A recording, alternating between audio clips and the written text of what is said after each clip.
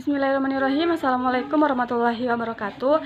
Perkenalkan, nama saya Siti Alfia. Saya mahasiswa Universitas Halu Oleo jurusan Ilmu Komunikasi 2018.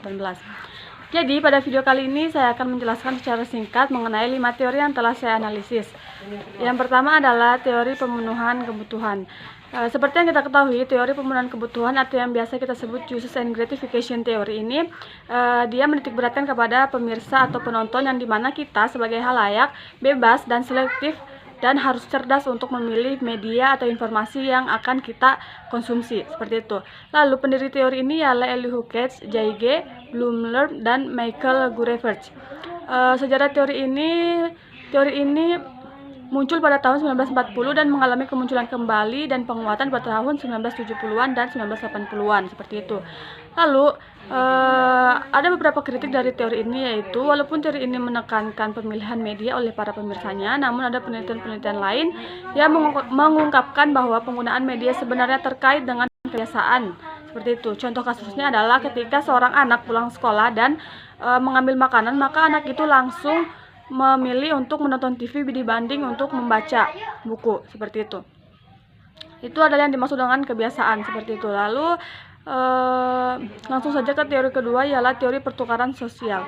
Teori pertukaran sosial adalah sebuah perspektif sosiologi yang menjelaskan tentang perubahan sosial dan stabilitas sebagai sebuah proses pertukaran negosiasi antara berbagai macam pihak, seperti itu. Baru asumsinya ialah yang termasuk sifat manusia adalah bahwa manusia selalu mencari ganjaran dan menghindari hukuman. Manusia adalah makhluk rasional dan standar yang digunakan untuk mengevaluasi biaya, dan ganjaran akan berbeda setiap waktu dan dari orang ke orang, seperti itu. Kelebihannya ialah yang pertama, teori pertukaran sosial membantu menjelaskan beragam permasalahan dalam komunikasi keluarga, seperti itu. Kekurangannya ialah teori pertukaran sosial dipandang sebagai proses yang berlangsung satu arah, seperti itu.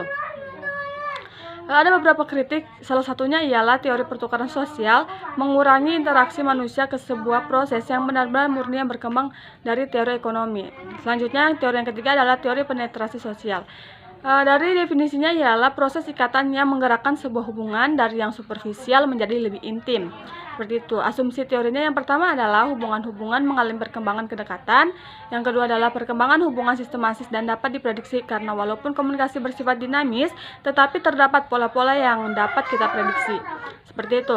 Lalu contoh kasusnya ialah dapat dilihat ketika orang berpikir tentang situasi hipotesis seperti bertemu dengan seseorang untuk pertama kalinya, seperti itu. Lalu kelebihannya yang pertama, kekuatan teori penetrasi sosial. Salah satu kekuatan dalam teori ini adalah fakta bahwa ia dapat digunakan untuk melihat wajah kedua untuk menghadapi interaksi interpersonal serta interaksi online antar individu. Kelemahannya ialah kelemahan dari teori ini termasuk fakta bahwa faktor-faktor lain yang mempunyai kemampuan untuk mempengaruhi mengungkapkan diri tidak dinilai, seperti itu. Ada beberapa kritiknya, namun tidak usah saya jelaskan, cukup nanti dilihat dari esai yang akan dibaca oleh teman-teman sekalian. Yang keempat ialah teori agenda setting. Seperti yang teman-teman kita ketahui bahwa sudah tidak asing lagi mengenai teori agenda setting. Teori agenda setting ini, jadi teori agenda setting yang seperti teman-teman ketahui bahwa teori ini berfokus pada media untuk meyakinkan pemirsa pada suatu peristiwa, seperti itu. Ada beberapa asumsi teori yang dimana proses dimana media mampu menentukan apa yang kadang publik pikirkan ketika media dapat mengarahkan sesuatu atau sebuah peristiwa yang dianggap penting, dan peristiwa mana yang tidak dianggap penting, maka publik akan terpengaruh, seperti itu. Jadi teori ini didirikan pada tahun 1968 oleh M.C. Combs dan Shaw. Dan yang teori terakhir ialah teori dramaturgi, di mana hidup diibaratkan sebagai sebuah panggung yang memiliki kisah.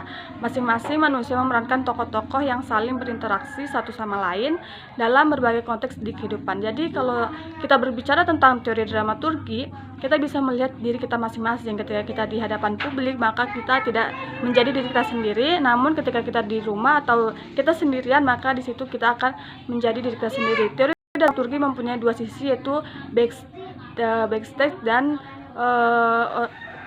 depan panggung dan di belakang panggung, seperti itu. Di depan panggung ialah ketika kita berada di halayak ramai, di belakang panggung ketika kita sedang sendirian, seperti itu.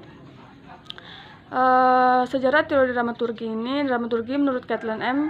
melalui Encyclopedia of Communication Theory disebut juga dengan dramatisme, seperti itu. Lalu ada asumsi dasarnya, esensi teori. seperti yang saya bilang, depan dan belakang panggung, seperti itu. Banyak manfaat ketika kita mempelajari teori-teori yang telah diberikan oleh dosen. Untuk itu, saya hanya bisa menjelaskan secara singkat mengenai beberapa teori yang telah saya pilih.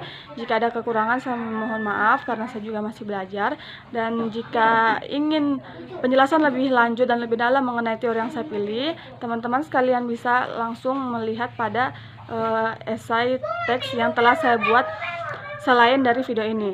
Sekian penjelasan dari saya. Wassalamualaikum warahmatullahi wabarakatuh.